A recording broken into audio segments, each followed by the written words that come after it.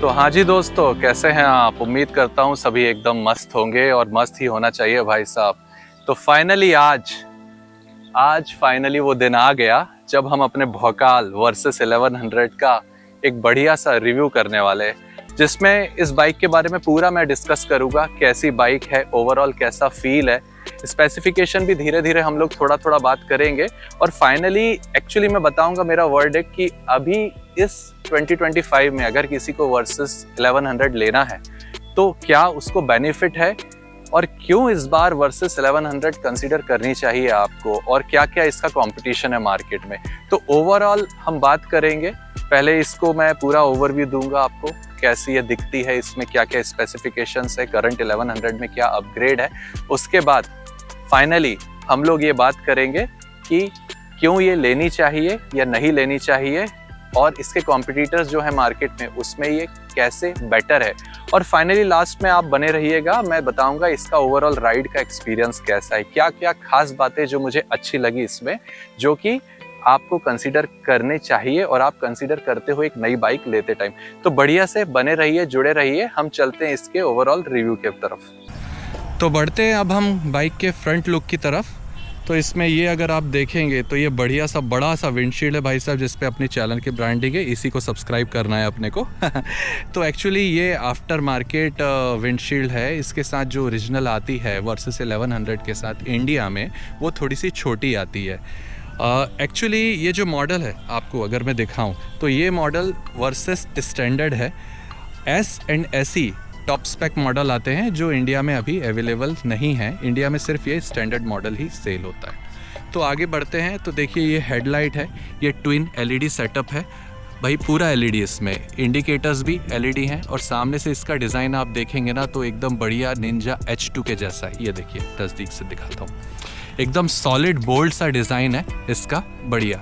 नीचे देखेंगे तो बड़ी सी रेडिएटर ग्रिल है। ये हॉर्न बेसिकली एक बात बोलूँ तो जो इसका स्टॉक हॉर्न है ना, वो सही में ना स्कूटी जैसा बजता है, इसलिए मैंने तुरंत निकाल दिया। तो हमने इसमें लगाया डेनाली साउंड बॉम्ब मिनी, जो कि भाई इस बाइक के कैरेक्टर से सूट करता है। तो फ्रंट में ये देखा आपने। इसके बाद अगर फ्रंट का टायर देखते हैं आपको, तो टायर का स्पेसिफिकेशन दिखाता हूँ आपको। तो ये ब्रिजस्टोन बैटल-एक्स T31F टायर है, स्पोर्ट्स टूरिंग टायर है। ये डायमेंशन अगर इसका देखें अपन तो 120/70 R17 इंच है। डुअल डिस्क मिल जाते हैं आपको, बड़े से चंकी डिस्क। और देखिए ब्रेक अगर देखें तो ये 4 पिस्टन कैलिपर है, डुअल डिस्क है, कावासाकी की ब्रांडिंग वाले ब्रेक्स हैं। और ये देखिए बढ़िया से चंकी से 4 सिलेंडर के 4 पाइप्स निकले हुए हैं। और ध्यान दिया होगा दोस्तों, यहाँ पर इनका कलर ना चेंज हो रहा है। दैट मीन्स ये टाइटेनियम पाइप्स है, इनका कलर धीरे धीरे चेंज होता है। ये लाइट जो है ये ऑक्स लाइट है, मैड डॉग का लेटेस्ट मॉडल है रेज। ये कस्टम लाइट इसके साथ नहीं आता। और ये जीवी का क्रैश गार्ड, ये भी कस्टम अपन ने लगवाया है। ये देखिए वर्सेस और 1100 की ब्रांडिंग। तो ये फ्रंट फेस हुआ बाइक का। अब अपन इसके साइड में जाते हैं। साइड में अगर देखें तो मेन कंपोनेंट इसका जो इंजन है, ये इंजन भाई साहब पहले जो वर्सेस 1000 आती थी उसमें 1043 सीसी था, और अभी ये हो चुका है 1099। तो प्योर 1100 सीसी हो गई है ये बाइक। और इसमें ओवरऑल पावर की बात करें तो 135 bhp पावर निकलती है, और पीक टॉर्क ये निकालता है 120 Nm, जो कि काफ़ी अच्छा है। हालांकि बाइक का वेट ज़्यादा है, लगभग 267 इसका कर्व वेट है, बट ओवरऑल इसका जो पावर है 135 bhp, ये कहीं से ना आपको कम नहीं पड़ता। ये बढ़िया सा आप देखिए चंकी सा इंजन है। और इस इंजन की खास बात बताऊं मैं आपको, इसमें ना सारे इलेक्ट्रॉनिक्स फीचर है, मतलब 6 एक्सिस IMU क्या होता है? ये बेसिकली जायरोस्पोक एक्सेलरोमीटर का कॉम्बिनेशन होता है, जो कि बाइक को स्टेबल रखने में बहुत हेल्प करता है राइडर को। तो ये एडवांस इलेक्ट्रॉनिक्स हैं इसमें। अब आगे यहाँ पर आपको इसका कंसोल दिखाऊं कि कहाँ गई भाई। ऑन करते हैं, ऑन। और ये जो कंसोल आप देख रहे हो ना, थोड़ा नज़दीक से दिखाने की कोशिश करता हूँ। ये तो ना पता नहीं, मुझे तो मन में आता है ना कावासाकी वालों पे ना फ़ाइन लगा देना चाहिए ये कंसोल लगाने का। 2025 में इतनी महंगी बाइक में भी ना अभी ये वाला कंसोल आता है। बट एक बात अच्छी है कि इसमें जो डिजिटल मीटर है वो काफ़ी इन्फॉर्मेशन देता है, और ये एनालॉग जो स्पीडोमीटर है ना, ये काफ़ी ओल्ड स्कूल लगता है। तो ठीक है, मतलब डिजिटल होता तो अच्छी बात थी, बट अभी भी जो है ना काफ़ी चीज़ें अच्छे से शो करता है। अब देखिए, इसमें गियर पोजीशन इंडिकेटर है, यहाँ पे फ्यूल मीटर है, टाइम है, यहाँ पर आपको ना कितनी स्पीड है वो दिखाता है।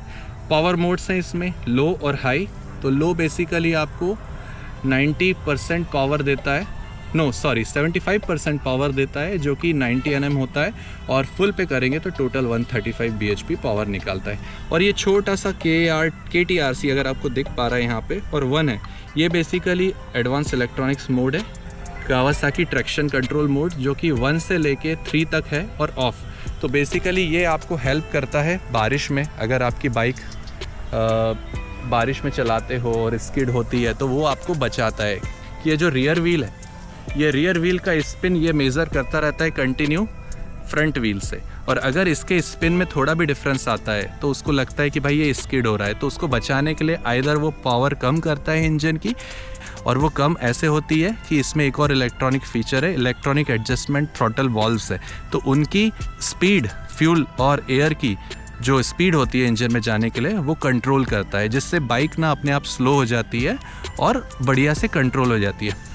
इसमें और इलेक्ट्रॉनिक्स की बात बताऊं तो आपका कॉर्नरिंग ABS और KIBS, कावासाकी का इंटेलिजेंट ब्रेकिंग सिस्टम, ये सब कुछ है। तो बाइक ना ओवरऑल बहुत बढ़िया पैकेज है, मतलब बहुत बढ़िया इलेक्ट्रॉनिक्स के साथ है। हैंडल बार अगर आप देखें तो वाइड हैंडल बार है। इसको क्या हुआ भाई, ये कैसे नीचे आ गया? हाँ ये आफ्टर मार्केट है अपना बोबो, पता नहीं कैसे नीचे आ गया। तो यहाँ पर ये अपन ने लगवाया है मैप के लिए। बहुत ही वाइड हैंडल बार है। स्विच ऑफ कर देता हूँ इसको। और पोजीशन जो है ना राइड की बहुत अच्छी है। टैंक की तरफ आएँ तो 21 लीटर्स का टैंक है भाई। इतनी बड़ी हाथी जैसी गाड़ी है, बाइक है, तो उसमें टैंक कैपेसिटी अच्छी होनी चाहिए। माइलेज की बात करें तो इसमें मुझे माइलेज लगभग 17 to 18 किलोमीटर पर लीटर हाईवे राइड पे दिया था, फर्स्ट राइड पे। ज़्यादा राइड तो मैं कर नहीं पाया हूँ इससे, बट एक जो बड़ी सी हाईवे राइड की थी अराउंड 1000 किलोमीटर की मैंने, उसमें मुझे लगभग 17 निकाल के दिया, जो कि बहुत अच्छा माइलेज है इतनी बड़ी बाइक के हिसाब से। सीट अगर यहाँ से देखोगे आप तो ये ना बहुत ही ज़्यादा वाइड है, एकदम सोफे जैसी सीट है। तो राइडर है ना उसके लिए भी बहुत बढ़िया कंफर्ट है, और उसके लिए भी पीछे बैकरेस्ट है। और सबसे बढ़िया भाई, इसको इधर रख देता हूँ, पिलियन के लिए तो भाई एकदम सोफा है। ये देखो कितनी विड्थ है इस सीट की, ऐसे अगर दिखाऊं तो वाइड सीट है। और पीछे अपन ने ये टॉप बॉक्स लगा लिया है, जिसपे फिर से चैनल की ब्रांडिंग। ये बार बार आपको दिखा रहा हूँ कि भाई इसी को सब्सक्राइब करना है अपने को, हाँ, ऐसे वीडियोस के लिए अगर बढ़िया लग रहा है तो सपोर्ट चाहिए आप लोगों का। हाँ, इंस्टा भी है अपना, उस पर भी आप कर दो तो मज़ा आएगा अपने को भी और वीडियोस बनाने के लिए। टॉप बॉक्स की बहुत ज़रूरत पड़ती है एक्चुअली, इतनी बड़ी बाइक में आप अगर ट्रैवल करते हो तो थोड़ा आगे बढ़ते हैं फिर हम लोग, और फिर अब जाते हैं रियर टायर की तरफ, या रियर की तरफ। तो रियर का जो टायर है ये भी ब्रिजस्टोन बैटल-एक्स T31 है, 180/55, बेसिकली R17 17 इंच, हाँ रख दो उसको अच्छे से, 17 इंच टायर है और 180 विड्थ है। तो बढ़िया टायर है। देखिए पीछे से दिखाता हूँ, प्रोफाइल कितनी ब्रॉड दिखती है इस बाइक की। ये देखो, ये बढ़िया सा मोटा टायर दिखता है, एकदम बल्की लगती है ये बाइक पीछे से अगर इसका लुक देखो तो। एग्जॉस्ट भाई आपको डबल फायरिंग वाला एग्जॉस्ट मिलता है। साउंड इसका ठीक ठाक है, ओके है, बट हाँ एक चीज़, अभी ये सब चीज़ों में खर्चा जितना किया जाए ना बाइक की एक्सेसरी के लिए वो कम है, क्योंकि ओवरऑल जो एक्सेसरीज़ मैंने लगवाई हैं, इसका वीडियो लिंक मैं आई लिंक इधर दे दूंगा, वो भी अराउंड 90-95,000 का खर्चा हो गया है। बट स्टिल वो काफ़ी बेसिक एक्सेसरीज़ है जो बाइक को चाहिए ही चाहिए। अब एग्जॉस्ट है, ये सब चीज़ें थोड़ी सी गुड फील वाली एक्सेसरीज़ हैं, तो वो अगर लगवाना चाहो तो आप लगवा सकते हो। तो ओवरऑल भाई साहब बाइक आपको कैसी लगी? मैंने इसका पूरा एक हाई लेवल ओवरव्यू आपको दे दिया।